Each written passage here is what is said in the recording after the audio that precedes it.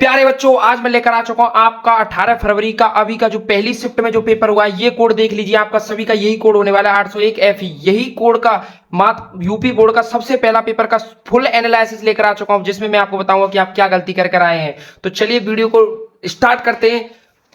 देखिए पहला पेज, आपके 20 एमसीक्यू क्वेश्चन हैं, उनको देखिए जो बोर्ड एग्जाम में आए हैं। हमने वो क्वेश्चन ही आए हैं जो हमने आपके 50 एमसीक्यूज की जो क्लास चलाई थी उसी में से आए। देखिए पहला, नीड़ का निर्माण फिर के लेखक कौन है? कौन है बच्चों? मैंने बताया था कौन थे, हरिवंश राय बच्चन। समय के पांव रचना की विधा है, समय के पांव रचना की विधा है, बताइए कौन सी विधा है? ये देखिए मैंने कहा था आपसे कि इन क्वेश्चंस को रट लीजिए। संस्मरण, कौन सी? संस्मरण। कन्हैयालाल मिश्र प्रभाकर की रचना है। कन्हैयालाल मिश्र प्रभाकर की रचना कौन सी है? दीप जले शंख बजे। मैंने आपसे कहा था कि आप सभी लोग क्लास, जिन बच्चों ने जुड़े रहे हैं उन्हीं के मुझे अभी मैसेज आए, थोड़ी देर पहले उन्होंने मुझे सर पीडीएफ दिया है पेपर के। सर आपने जो बताए थे वही क्वेश्चन हमारे पेपर में आए हैं। तो मैं कह रहा हूं भाई, जो भी इस वीडियो को दिख रहा है वो शाम की सामाजिक विज्ञान की लाइव क्लास होने वाली है, सामाजिक के पेपर से पहले तक उन क्लासों में जुड़े रहना। देखिए अगला क्वेश्चन देखते हैं, चौथा। राजा भोज का सपना कहानी के लेखक कौन है? राजा भोज का सपना कहानी के लेखक कौन है? राज से प्रसाद सितारे हिंद। कौन है? सितारे हिंद। अगला हमारा क्वेश्चन है, चतुर्सेन शास्त्री द्वारा लिखा गया उपन्यास है। चतुर्सेन शास्त्री द्वारा लिखा गया कौन सा उपन्यास है? हृदय की प्यास। कौन था? हृदय की प्यास चतुर्सेन शास्त्री ने लिखा था। रीतिभद्र काव्य धारा के कवि है। रीतिभद्र मैंने बताया था, रीति मुक्त, रीतिभद्र, रीतिकाल, सभी को मैंने आपको फुल एक्सप्लेनेशन में बताया था। कौन है? मतीराम। कौन थे हमारे? मतीराम। छत्रसाल दशक के रचयिता हैं। छत्रसाल दशक के रचयिता कौन थे? बताइए बच्चों कौन थे? मैंने आपसे पूछा था, मैंने बताइए बच्चों कौन थे? कौन थे? आपने नहीं जवाब दिया। देखिए भूषण। कौन थे? भूषण। अगला हमारा 8वां जो क्वेश्चन है वो है, नवजागरण काल कहा जाता है। नवजागरण काल किसे कहा जाता है? जो मतलब नए युग को ही क्या कहा जाता है? नवजागरण काल। क्या कहा जाता है? नवजागरण काल। तो नया युग कौन सा था? भारतेंदु युग। क्या था? नया युग था। कौन था? हरिश्चंद्र भारती के नाम, भारतेंदु के नाम पर था। वो कौन था? भारतेंदु युग था। हमारा अगला क्वेश्चन है, देव की रचना। देव की रचना किसने की है? पद्म बारण, भाव विलास, रामचंद्र का, गंगा लहरी, किसने की थी? वो की थी हमारे भाव विलास ने। मैंने आपसे कहा था इन क्वेश्चंस को सभी को याद कर लिए। महादेवी की काव्य रचना है। महादेवी की कौन सी रचना है? बताइए। महादेवी की वीणा, समर्पण, झांसी की रानी समेत की समाधि नहीं, नीरजा। क्या पूछा गया है? काव्य रचना कौन सी पूछी गई है? काव्य रचना कौन सी थी? नीरजा। हमारा 11वां क्वेश्चन, करोड़ रस का स्थायी भाव क्या है? मैंने इसको आपको बहुत डिटेल में बताया था कि करोड़ रस क्या है और उसका स्थायी भाव क्या होता है। तो करोड़ रस का स्थायी भाव होता है शोक।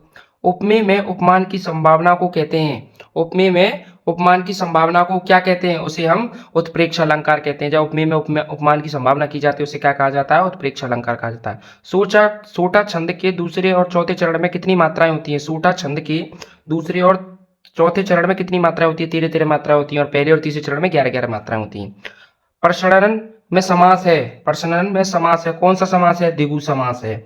इंद्र का पर्यायवाची है। इंद्र का क्या पर्यायवाची हो सकता है? दिवाकर। कई पर्यायवाची होते हैं। सुरपति। कौन सा है? सुरपति। अज्ञान में उपसर्ग है। अज्ञान में क्या उपसर्ग है? बताइए। अज्ञान में क्या उपसर्ग है? अज्ञान में उपसर्ग है। उपसर्ग आगे का ले लिया जाता है। उपसर्ग में हम क्या लेते हैं? आगे के अक्षर को। तो कौन है हमारा? ए। कौन है? ए। अगला क्वेश्चन देखते हैं, युष्मदि की सप्तमी विभक्ति का एक वचन रूप है। कौन सा है? वो है त्वेयी। त्वेयी।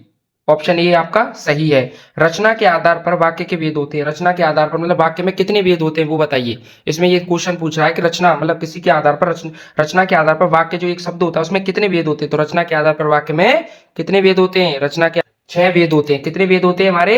6 भेद होते हैं। तो ऑप्शन डी। वह खेलेगा काव्य का भाव्यवाचक भाव क्या होगा? वह खेलता है, उसने खेल खेला, उसके द्वारा खेल खेला जाएगा, उसके द्वारा खेल खेला जाएगा। देखिए यहाँ पर मेरे द्वारा, उसके द्वारा, इनमें आपको कंफ्यूज किया गया। लेकिन वह खेलेगा तो कौन खेलेगा? दूसरा व्यक्ति खेलेगा। मेरी, यहाँ पर मेरी बात नहीं हो रही है, किसकी बात हो रही है? उसकी। तो उसके द्वारा खेल खेला गया। हमारा 20वां क्वेश्चन है, क्रिया विशेषण के अभिकारी पद के भेद हैं।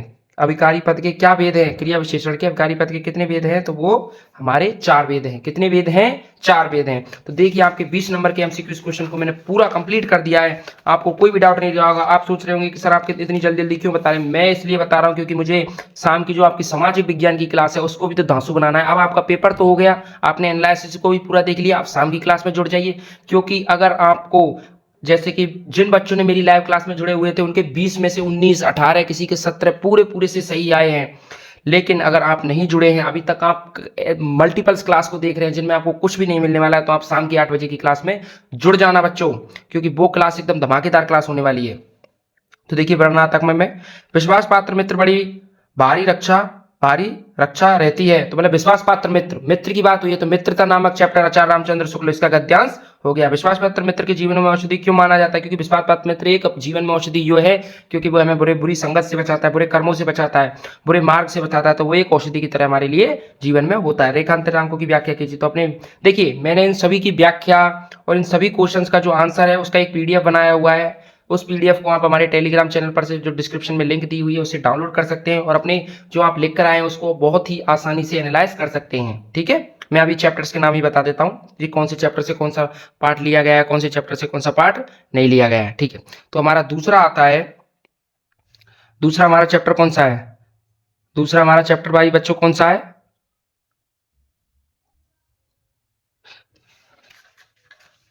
तो देखिए हमने इनमें से एक करना था, हमने ऊपर वाले को कर चुके हैं। अब हम अगले पर चलते हैं। अगला हमारा यहीं से स्टार्ट हो रहा है क्या? नहीं, तीसरा ये रहे। दो हमारे संस्कृति के दिए हुए हैं, इन दोनों में से मानव जीवन से संस्करण संस्कृति अस्मा के पूर्वजन्म मानव जी क्रिस्तु, ये किस चैप्टर से लिया गया है? भारतीय संस्कृति नामक चैप्टर से लिया गया है। इसमें हम अपने जो ऑथर है उसका नाम नहीं लिखते, तो कौन इसका संदर्भ में क्या लिखेंगे?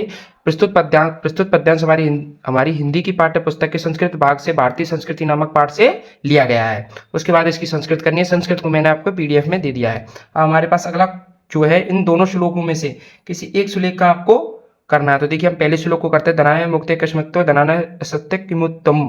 तो ये हमारा किस पाठ से लिया गया है? ये है हमारा जीवन सूत्राणी नामक पाठ से लिया गया है। किससे लिया गया है? जीवन सूत्राणी नामक पाठ से लिया गया है। तो इसकी बच्चों हम हिंदी कैसे करेंगे? देखिए धनायो उत्तमम, तो अन्नों में उत्तम क्या है?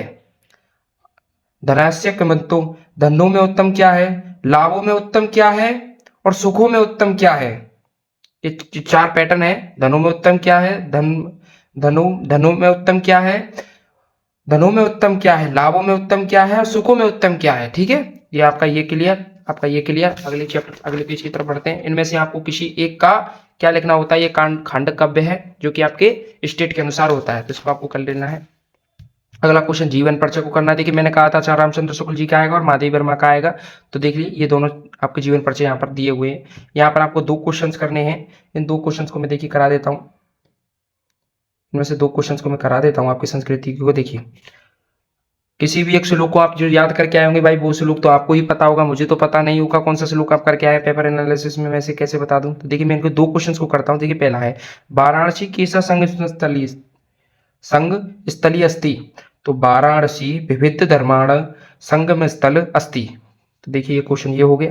दूसरा क्वेश्चन करते हैं चंद्रशेखर की अस्ति, चंद्रशेखर एक प्रसिद्ध क्रांतिकारी देशभक्त चा अस्ति। ठीक है, 2 क्वेश्चन हमने कंप्लीट कर लिए। इसके ऊपर आपको निबंध लिखना है और आपका पेपर पूरा कंप्लीट हो चुका है। ऐसे ही हमारे चैनल पर आपको सबसे पेपर, जैसे आपका शिफ्ट का पेपर होगा उसके बाद हमारे चैनल पर वीडियो एनालिसिस का अपलोड हो जाएगी। तो सभी बच्चे इस चैनल को सब्सक्राइब कर लें एंड इससे जुड़ जाएं, क्योंकि हम वही क्वेश्चंस कराते हैं जो आपके बोर्ड एग्जाम में आते हैं। हम फालतू का ज्ञान नहीं देते हैं। तो अगर आप इस पीडीएफ को डाउनलोड करना चाहते हैं तो इसकी लिंक हमने डिस्क्रिप्शन में दी हुई है, इसकी फुल एनालिसिस की।